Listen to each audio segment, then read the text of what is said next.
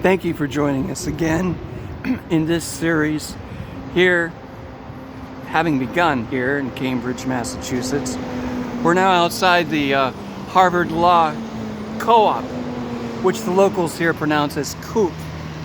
Now, in this series, which we call BLM, should we decolonialize our bookshelves, since this question has been bandied about recently by such organizations as Black Lives Matters and other groups sympathetic to what we in academia call postmodernism or post-structuralism, and we'll get into this a little later. But for now, in keeping with the locus, with the actual place that we are at, the Harvard Law Co-op, I would like to bring into discussion a book which is considered part of the Western Canon.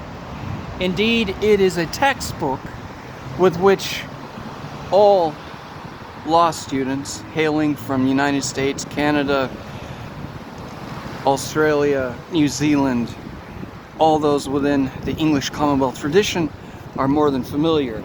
It is called Commentaries on the Laws of England, 1765 to 1769, by Sir William Blackstone. Blackstone's monumental 4-volume work is a milestone in English and American jurisprudence.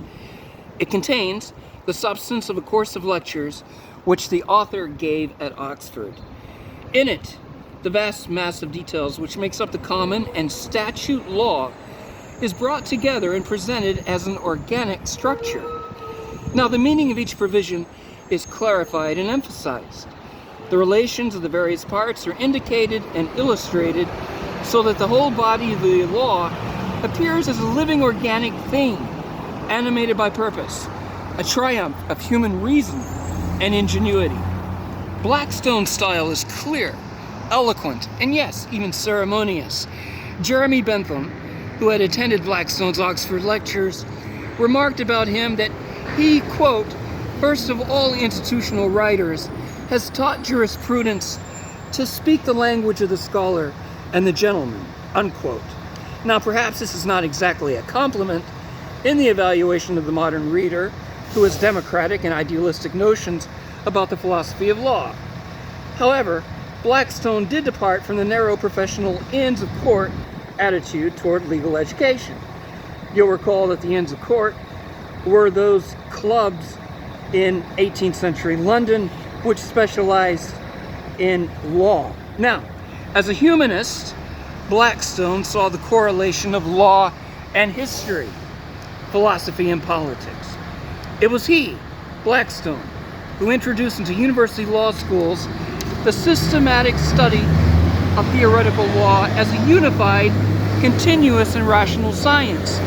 You will recall that in the European legal tradition before, starting with the Justinian Code in the 6th century, and then graduating to the Napoleonic Code in the early part of the 19th century, that legal jurisprudence was largely the product of codified laws in Europe.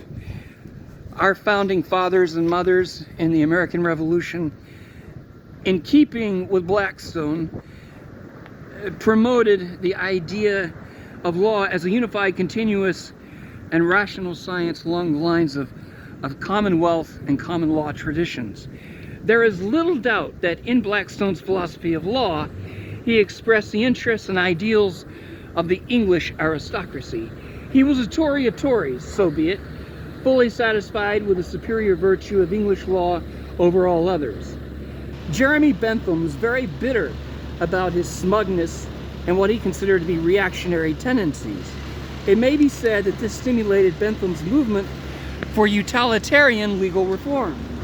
In the United States, as in England, Blackstone's commentaries have exercised a profound influence on law. It had a significant historical effort on the course of events following the Declaration of Independence. The radicals, led by Thomas Jefferson, wanted to adopt French laws, but the conservatives, under the political whip of Alexander Hamilton, fell back on Blackstone's Toryism and won the battle. However, under the pressure of the American people's will, the evolution of our laws has been progressive and democratic.